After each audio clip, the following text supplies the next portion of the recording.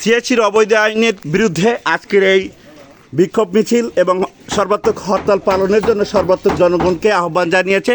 এবং মিছিল শেষে এই মুহূর্তে আমি আছি মাদ্রাসা বাজারে, আর কথা বলছেন আমাদের বিএনপির একজন স্বনামধন্য নেতা ওহিদুল ইসলাম, আর সাথে রয়েছেন রাছেল, লোকমান সাহেব, ফয়জুল হক মুন্সি। তারা এই মুহূর্তে আজকের সর্বাত্মক হরতালের কারণ নিয়ে আপনাদের সামনে কথা বলছে। আমাদের সিএসি যে 4টি আসন কেটে আমাদেরকে 3টি আসন দিয়েছে, এই আইন আমরা মানি না। এই অবৈধ আইনের বিরুদ্ধে আমরা লড়বো যতক্ষণ পর্যন্ত যে দাবি দেওয়া মানে নেবে না, ততক্ষণ আমাদের এই আন্দোলন চলবে। হ্যাঁ, শুক্রিয়া। ঠিকই, রাইট। আমাদের এই 4টি আসন সিএসির এই অবৈধ আইন আমরা মানি না, মানবো না। সাধারণ জনগণ বাগেরহাটবাসী মানে নেবে না। যতক্ষণ পর্যন্ত না মানবে ততক্ষণ পর্যন্ত আমরা আমাদের লিগেল ন্যায্য পাওনা আমরা দাবি করে আন্দোলন চালিয়েই যাব। ইনশাআল্লাহ আমাদের এই আরো দিতে হবে। 1971 সালে বাংলাদেশ স্বাধীন হওয়ার পরে আমরা বাগেরহাটের জন্মের পর থেকে 4টি আসন দেখি। আজকে বাংলাদেশ নির্বাচন কমিশন আমাদের 4টি আসন থেকে 3টি আসন করছে। আমরা নির্বাচন কমিশনকে অনুরোধ করব আমাদের 4টি আসন ফিরিয়ে দেওয়া হোক। যদি আমাদের 4টি আসন ফিরিয়ে না দেওয়া হয় তাহলে আমরা কঠোর থেকে কঠোর আন্দোলন যাব। প্রয়োজনের সমস্ত বাগেরহাট জেলাকে আমরা ছাত্রদল নেতা রাছেলের সামনে আমি এই মুহূর্তে আসছি। নির্বাচন কমিশন যে আইনটি পাস করছে এটা বেআইনি। আমাদের বাগেরহাটের 4টি আসন, অনেক এরিয়া, আমাদের জনসংখ্যা কম হতে পারে, কিন্তু আমাদের সর্ববৃহৎ একটা এলাকা, আমাদের 6ষ্ঠতম জেলা হিসাবে ঘোষণা করা হয়েছে। কিন্তু নির্বাচন কমিশন আমাদেরকে জনগণ সংখ্যা কম দেখে এই 4টি আসন কেটে একটি কমিয়ে দিয়েছে। কিন্তু আমাদের অনেক এরিয়া, আমাদের উন্নয়ন হবে না।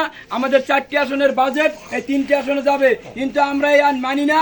সিআইসিকে আমরা এই জিউদার ইউনিয়ন সর্বদলীয় পক্ষ থেকে জানাচ্ছি যে এই আমাদের ন্যায্য দাবি যতক্ষণ মানা না হবে ততক্ষণ আমাদের আন্দোলন সংগ্রাম চলবে। গাড়ির চাকা ঘুরবে না,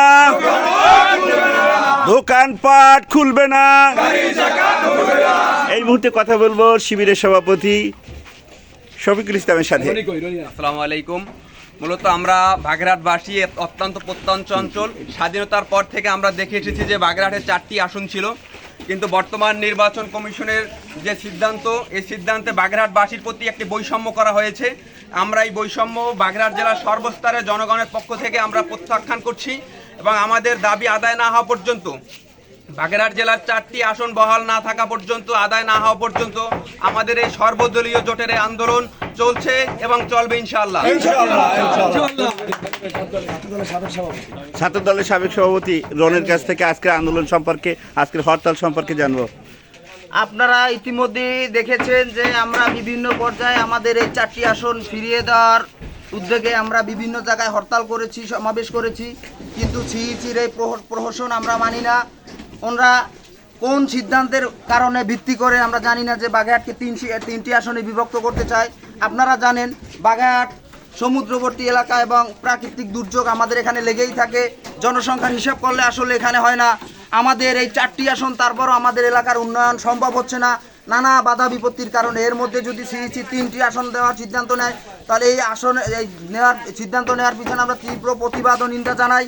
যতক্ষণ পর্যন্ত বাগেরহাটে 4টি আসন বহাল না হবে আমাদের এই আন্দোলন এবং সমাবেশ আমরা চালিয়ে রাখবো এবং সর্বোচ্চ পদক্ষেপ নিব। আমরা কঠোর থেকে কঠোর অবস্থানে যাব যতক্ষণ পর্যন্ত আমাদের এই দাবি আদায় না হবে।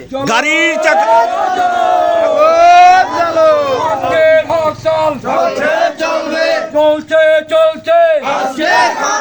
দোকানপাট খুলবে না, গাড়ির চাকা ঘুরবে না, দোকানপাট খুলবে না, আজকের হরতাল চলবে।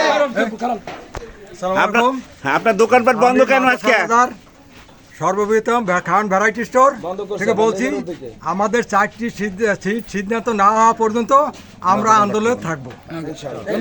সবাইকে ধন্যবাদ জানিয়ে